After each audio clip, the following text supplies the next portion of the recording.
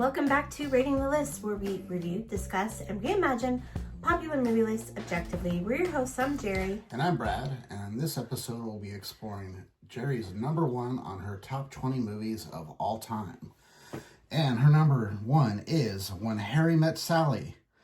It was released in 1989, directed by Rob Reiner, written by Rob Reiner and Nora Ephron, edited by Robert Layton, starring Billy Crystal, Meg Ryan, Carrie Fisher, and Bruno Kirby.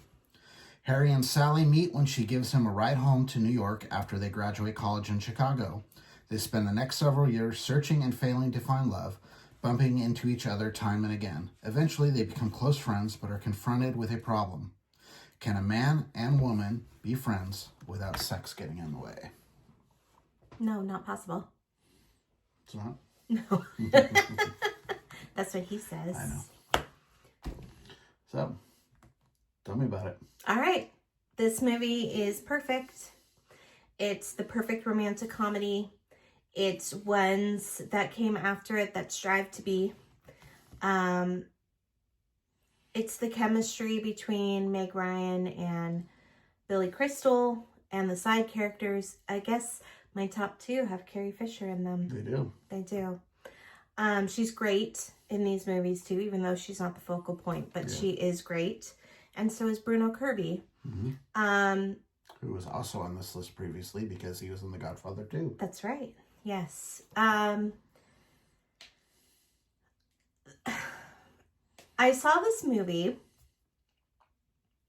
I was in Southern California, and I was with my mom's boss at the time, Dr. Genovese, and we all went to the movie theater, and we saw this movie, and it had such an impact on me. I think that it was where I was like, okay, this is the love that I want. I want friendship and love. And I think that the way they interact, and even though it was spread through many years, it was kind of not love at first sight, but it was something that it was connection at first sight. It was connection at first sight for two people who really needed connection. And it's a great movie. I'll watch it over and over and over again whenever it's on TV or whatever. I love the parts where there's the people talking about their relationships on the couch between... Which are, they're not real people. That's the... I know, but they seem really real. I thought it was for years. I did too. And they tell you about how they met and stuff, which is very interesting. Where the one lady, where he's like, I went out with a lot of girls, and then I was with Roberta, and like they like go back and forth. It's really funny, but anyway, and she's super quirky, right? She's like, but she's independent. She knows what she wants. She's very particular. She's very like, this is how I want it, and I'm not going to settle for anything less. And Harry is kind of a very my glass is half empty kind of guy. I wouldn't say he's depressed, but he is like very cynical. Yeah. He's also going through a divorce. Well, even before that, I mean, he's always been cynical, you know. And she's Sally Albright, right? So she's very like, you know, optimistic, very opposite of him. Yeah. And they just find each other, and they're friends for a really long time. They're best friends, and like, you know, their two best friends totally see that they're like completely made for each other. Yes, and don't get why they're not together. Right, and because they see it right. I like literally like on the first date, you know. Harry's going out with Carrie Fisher's character, and Sally's with Bruno Kirby's character, and like during the date, like the two of them are like, you know, why are we here? Yeah. Kind of thing. Yeah. And then they're like, kind of like, well, we're kind of vibing. Yeah. She's like, well, I think I'm going to catch a cab home. I don't feel like walking. And then she like gets in the cab with him, and then that's it. That's the end of story for them. And yeah, it's a very sweet, funny story, and it's really well written. The thing I like the most about the writing is it's a collaboration between a man and a woman. Mm-hmm. So you get both perspectives in a proper way. You know, regardless if you're a woman, you're going to have holes when you write a man, and vice versa. Yeah. A man's not going to have holes when he writes a woman. But when you've got two different writers who are both great writers, yeah, who can come together, and a lot of this apparently was just the two of them kind of walking and talking. Mm-hmm. They were both going through divorces. And so, you know, these two friends going through divorces, kind of talking through things, and a lot of it ends up on the page. It's just, that's what collaboration's kind of all about. So, yeah. This one was also on our the romance list. Again, it wasn't nearly high enough. No, it ended up in our top 10. Yes. I think it was like, wasn't it like in the around 30 or something like that? Ridiculous. Yeah, it was. I was like, what? Who put this list together? Yeah. My biggest complaint with the movie is there's a 14-year age gap between Billy Crystal and Meg Ryan, and they're supposed to be the same age. And I think there are times when it really shows that they're. Yeah. Yeah, it does to me. There are times when he seems much older. Is it because of his attitude? That's part of it. Like, it's just like, it's hard to have that kind of age gap and pull it off. So that's always been my kind of critique on the movie. But I mean, they have great chemistry. The movie's funny. It's just, it's a really, really good movie. And, you know, it's kind of at the forefront of the rom-com renaissance that was happening at the time. Holds up. It's a great movie.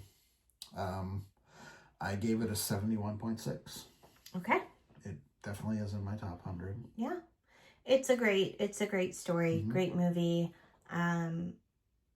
Just funny lines. I quote it all the time. I pretty much know all the dialogue of this movie as well. Yeah, that's it. I think we've talked about this movie before, so probably. Yeah. I mean, if you haven't watched it, what are you doing with your life? Yeah, there's a new commercial that's just come out. Oh, that just made me feel so good. That kind of mimics the probably most famous scene where she, you know, she fakes an orgasm. Fakes an orgasm in a restaurant because he says that he can tell. And then, you know, that's her Rob Reiner's mom in real life, right? She says, you know, I'll have what she's having. Just super funny. They're like, it's a mayonnaise commercial, right? Yeah, it's a mayonnaise commercial. Was it from the Super Bowl? Yes. Because I didn't watch the Super Bowl, so yeah, I saw and the ad later. They were also just on the Grammy or the Oscars together. Yeah. Which was cool to see. Just a great movie. Yeah. It's good. It'll make you cry. It'll make you laugh. It's frustrating. It's really, really good. It's a good time. And it doesn't feel dated, I don't think. No, there are aspects of it like the talking on the phone on the right. line. But you could if you wrote that today, it could just be cell phones. Yeah. I mean, it's not... There's nothing in it that's particularly dated. No.